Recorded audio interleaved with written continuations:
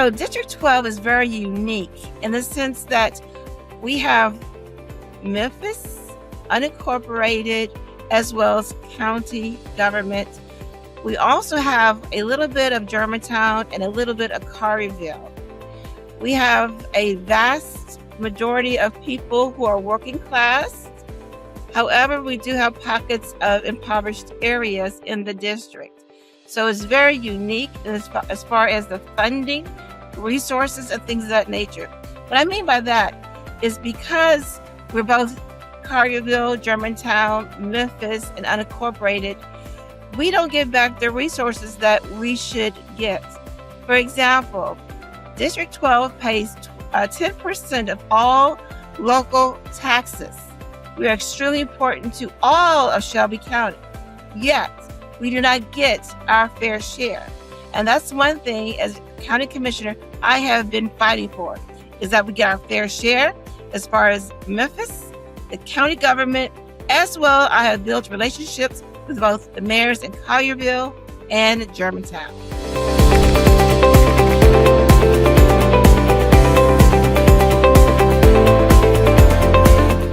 In my district, District 12, we have a large number of faith-based leaders who are uplifting the community. We have to work on some things, because if you look at my district, at Hacks Cross, development basically stops and then it skips over to Collierville. And between Collierville and Hacks Cross, there's opportunity. There is opportunity, but we have to understand the issues. One of the huge barriers is the fact that we don't tie in our infrastructure with MLG&W. So developers do not want to go into that area because of that. And so I'm working with MLG&W and the government, city and county both, as well as Collierville, to see what we can do to move forward. Once we are tied into the sewer system, which is, understand, very costly, then we can see development go from Hacks to Collierville. That's a great opportunity for growth, and that's what I'm focusing on. We also have some small businesses in the area that need support as well. We also have a wonderful high school, Southwind, and we have many schools. For example, we have the only community school, that's Belforest, and hopefully the other districts will replicate what's going on in my district as far as our schools are concerned, so that they'll be successful as well.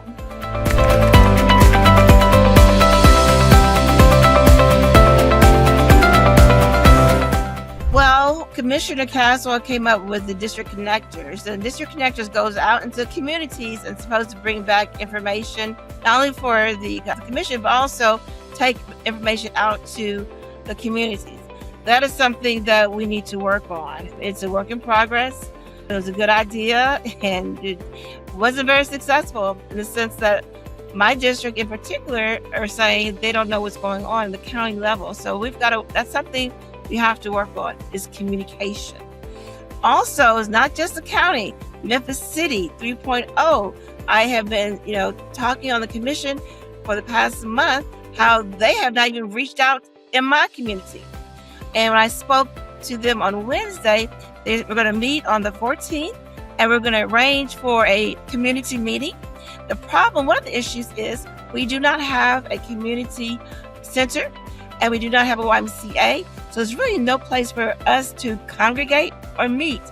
The places we can meet costs. And so we're at a very disadvantage. However, in talking with Memphis 3.0, they're willing to take on that cost to provide us a venue so that we can come together and talk about our future together. But that is a huge obstacle. In my tenure, I've been talking about the lack of not having a substation, a police substation, whether it's a sheriff or MPD. It's got on deaf ears. And those individuals running for a sheriff, District 12, you all need to ask these individuals who are running, do you plan to put a substation in our district. We also need a community center or a YMCA. And so again, what we're seeing now in Whitehaven and in Hickory Hill, people are leaving. That's going to kill our tax base. And so together, we're going to have to work on this. That means Memphis. That means Carterville. That means Germantown, as well as the county government, because this is a huge issue for Memphis and Shelby County.